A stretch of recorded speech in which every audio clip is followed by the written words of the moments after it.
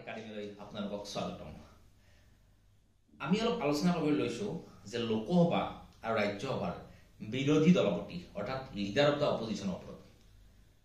এইবাৰ আমাৰ লোকসভাখন হৈছে 18th মানে 18তম লোকসভা আৰু এইখন লোকসভাৰ বিৰোধী দলপতি হিচাপে ৰিসেন্টলি ৰাহুল গান্ধীক আমাৰ স্পিকাৰ অৰ্থাৎ অধ্যক্ষই চয়নিত কৰিছে অৰ্থাৎ সিলেক্ট কৰিছে অধ্যক্ষই। ইয়াৰ আগৰ যিখন লোকসভা আছিল মানে 17th লোকসভা আৰু 16th লোকসভা, এই দুখন লোকসভাত কোনো ধৰণৰ বিৰোধী দলপতি নাছিল। কিন্তু বিৰোধী দলপতি কিয় নাছিল আৰু বৰ্তমানৰ লোকসভাত যে বিৰোধী দলপতি হল তাৰ কাৰণটো কি? কাৰণটো হল কি যে আমাৰ যিখন লোকসভা বা যিখন সাংসদ মানে পাৰ্লিয়ামেন্টেৰিয়ান এমপি বিলাক কোৱা হয় সাংসদ আৰু পাৰ্লিয়ামেন্টখনক কোৱা হয় সংসদ। সংসদ আৰু সাংসদৰ পাৰ্থক্যটো আমি জানিব লাগিব। গতিকে যিখন আমাৰ সংসদ, এই সংসদখন আচলতে এখন ঘৰৰ নিচিনা। যেনেকৈ আমি ঘৰত কি কৰো এৰা ধৰাৰ মাজেদি চলো, যে সাপোজ কোনোবা এজন সদস্যৰ ভুল হল তাক আমি দেখুৱাই দিও যে এই বস্তুটো ভুল হৈছে, তোমাৰ এই বস্তুটো শুধৰাই ল'বা। বা সাপোজ ঘৰত চাউল নাই, চাউল নহলে সাপোজ প্ৰতি বছৰে দেউতাই চাউলটো আনে কিন্তু এইবাৰ দেউতা সাপোজ ঘৰত নাই, গতিকে খুৰাই দোকানৰ পৰা চাউলখিনি আনিলে। গতিকে এইবিলাক হলগে ঘৰত কিছুমান চলি থকা কনভেনচন। তেনেকৈ আমাৰ লোকসভা বা ৰাজ্যসভা আমাৰ সদনত কিছুমান কনভেনচন থাকে। গোটেইবিলাক ৰুলছ কোডিফাই কৰাটো ইজি নহয়, কিছুমান কনভেনচন থাকে আৰু সেই কনভেনচনৰ আধাৰত 50ৰ দশকত অৰ্থাৎ 1950ৰ পৰা 59ৰ ভিতৰত এই 50ৰ দশকত লোকসভাৰ অধ্যক্ষ যি স্পিকাৰ আছে এই স্পিকাৰজনে এটা নিৰ্দেশ দিছিল, এটা অৰ্ডাৰ দিছিল আৰু এইটো কোৱা হয় নিৰ্দেশনা নাম্বাৰ 121, ডিৰেকশ্যন নাম্বাৰ 121। আৰু এই নিৰ্দেশনা মতে কি যে সদনত দল হিচাপে স্বীকৃতি পাবলৈ অৰ্থাৎ যদি সদনত পাৰ্টি হিচাপে স্বীকৃতি পাব লাগে তেনেহলে মুঠ সদস্যৰ কমেও 10% সেই দলটোৰ পৰা নিৰ্বাচিত হ'ব লাগিব। অৰ্থাৎ সাপোজ আম আদমি পাৰ্টি বা suppose Ramdas Athawale Republican Party of India বা এনচিপি পাৰ্টি, এই পাৰ্টি বিলাকে যদি সদনত দল হিচাপে স্বীকৃতি পাব লাগে অৰ্থাৎ পাৰ্টি বুলি স্বীকৃতি পাব লাগে তেনে সদনৰ মুঠ সদস্যৰ কমেও 10%। লোকসভাৰ মুঠ সদস্য কিমান? 545, দুজন নমিনেটেড 543 হল। গতিকে লোকসভাৰ মুঠ সদস্য হলগে 543, 10% হলগে কিমান হলগে 54। গতিকে লোকসভাত যদি কোনোবা এটা মানে দল বা কোনোবা এটা যদি পাৰ্টিয়ে মানে স্বীকৃতি পাব লাগে পাৰ্টি হিচাপে তেনেহলে কমেও 10% সেই দলটোৰ পৰা থাকিব লাগিব। অৰ্থাৎ 54 জন এমপি সেই দলটোৰ পৰা থাকিব লাগিব। আৰু যদি 54 জন এমপি নাথাকে সেই দলটোৰ পৰা তেনেহলে সেই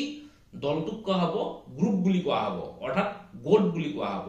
যদি 54 10% বা 10%তকৈ বেছি সদস্য থাকে তেনেহলে সেইটো হলগে পাৰ্টি আৰু 10%তকৈ যদি কম সদস্য থাকে সেইটো হলগে গ্ৰুপ অৰ্থাৎ এটা হ'ব দল আৰু নহলে গোট বুলি স্বীকৃতি দিয়া যাব। এইটো হলগে আমাৰ 50ৰ দশকত অধ্যক্ষই এটা অৰ্ডাৰ দিছিল, এটা ডিৰেকশ্যন দিছিল আৰু সেই ডিৰেকশ্যনটো কোৱা হয় ডিৰেকশ্যন 121 আৰু ডিৰেকশ্যন 121ৰ আধাৰত এই বস্তুটো বৰ্তমানত প্ৰচলিত হৈ আছে। তাৰপিছত কি হলগে যে 1977ত এখন এক্ট হল। সেই এক্টখন হৈছে কি যে salary and allowances of members of the leader of the opposition,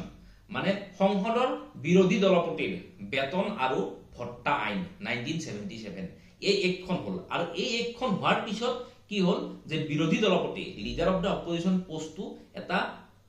সাংবিধানিক নিকায় হল।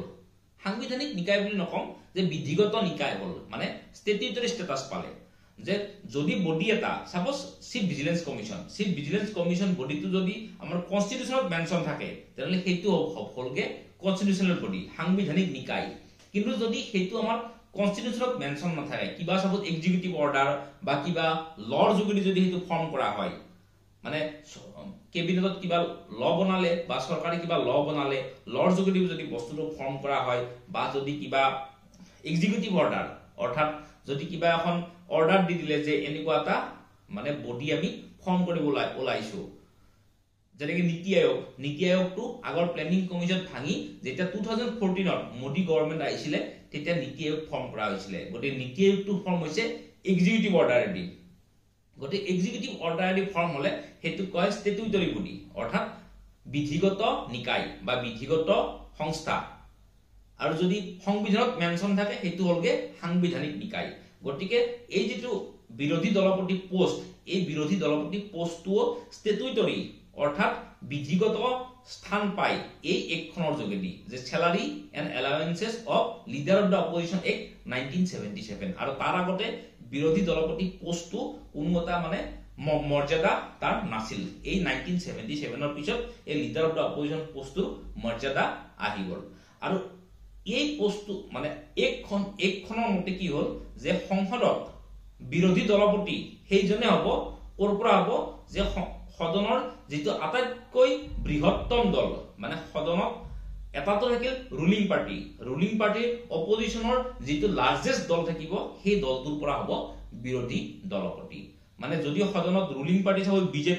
বিজেপিৰ এগেইনষ্টত সাপোজ লাৰ্জেষ্ট পাৰ্টি আছে এটা আছে সাপোজ কংগ্ৰেছ এটা আছে সমাজবাদী পাৰ্টি এটা আছে আম আদমি পাৰ্টি এটা আছে সাপোজ আৰজেডি গতি এই পাৰ্টি অপজিশন পাৰ্টি বিলাকৰ ভিতৰত যে লাৰ্জেষ্ট পাৰ্টি সেই লাৰ্জেষ্ট পাৰ্টিটোৰ পৰা হ'ব বিৰোধী দলপতি গতি এই দুখনৰ আধাৰত এই যিখন এক্ট 1977 ৰ এক্ট প্লাস ডিৰেকশন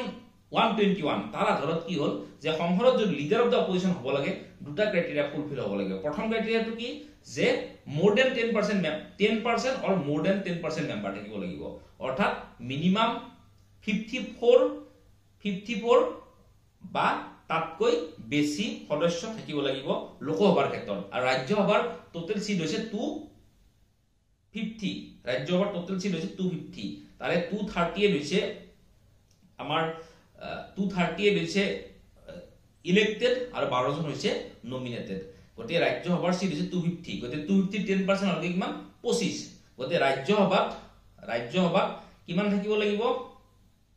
ৰাজ্যসভাত মানে 10% কিমান হলকে 25 জন গতে লোকসভাৰ ক্ষেত্ৰত 54 আৰু ৰাজ্যসভাৰ ক্ষেত্ৰত 25 মেম্বাৰ মিনিমাম সেই দলটোৰ পৰা থাকিব লাগিব আৰু দ্বিতীয় কথাটো কি যে সদনৰ লাৰ্জেষ্ট অপজিশন পাৰ্টি সেই দলটো হ'ব লাগিব গতে এই দুটা ক্ৰাইটেৰিয়া ফালৰ পৰা বৰ্তমান আমাৰ লোকসভাত কংগ্ৰেছৰ বৰ্তমান লোকসভাত আসন আছে 99 গতে 99 কংগ্ৰেছটো হলগে যে লাৰ্জেষ্ট অপজিশন পাৰ্টি আৰু 54 যেটো মিনিমাম ৰিকোয়াৰমেন্ট টোটাল সিট আছে 540 over 10% 54 গতে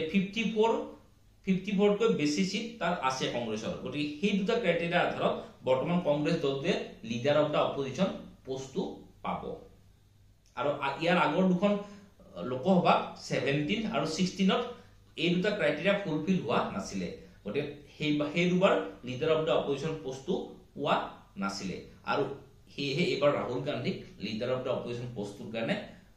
মানে বাকি পাৰ্টি বিলাকে তেও নমিনেট কৰিছে আৰু স্পিকাৰে তেও নিযুক্তি দিছে লিডাৰ অফ দা অপজিশন পোষ্টটোৰ কাৰণে আৰু এটো আমাৰ কাৰণে অতিকৈ সুখবৰ যে লিডাৰ অফ দা অপজিশন পোষ্টটো আসলতে এটা বহুত বেছি ইম্পৰ্টেন্ট ব্ৰিটেনত এই লিডাৰ অফ দা অপজিশন পোষ্টটো এটা শ্যাডো কেবিনেট ফৰ্ম কৰে আৰু শ্যাডো কেবিনেট ফৰ্ম কৰি সৰকাৰৰ কাম কাজ বিলাক তাত কি থাকে যে সাপোজ আমাৰ এটা হোম মিনিষ্ট্ৰি আছে তেনেকে ব্ৰিটেনত কি হ'ব যে শ্যাডো কেবিনেটতো এটা হোম মিনিষ্টাৰ থাকিব আৰু ডিফেন্স মিনিষ্টাৰ থাকিব শ্যাডো কেবিনেটত গতি লিডাৰ অফ দা অপজিশন পোষ্টটো বহুত বেছি ইম্পৰ্টেন্ট আৰু এইবাৰৰ আমাৰ সদনখন হৈছে বহুধা বিভক্ত মানে বহুত পাৰ্টি আছে আৰু সৰকাৰৰ যেহেতু মেজৰিটি নাই গতিকে সৰকাৰৰ যিকোনো অথৰিটেৰিয়ান কাৰ্যকলাপৰ বিৰুদ্ধে লিডাৰ অফ দা অপজিশনে যদি বাকি দলবিলাক সংগঠিত কৰিব পাৰে এটা বহুত বেছি কনস্ট্ৰাকটিভ ভূমিকা গ্ৰহণ কৰিব পাৰে গতি আজিলৈ এইখিনিয়ে আমাৰ ভিডিও বিলাক ভাল পালে আপোনালোকে চেনেলটো সাবস্ক্ৰাইব কৰি দিব বন্ধু বান্ধৱীসকলৰ লগত শেয়াৰ কৰি দিব আৰু সদায় আমাক সহযোগিতা কৰি যাব বাই বাই গুড নাইট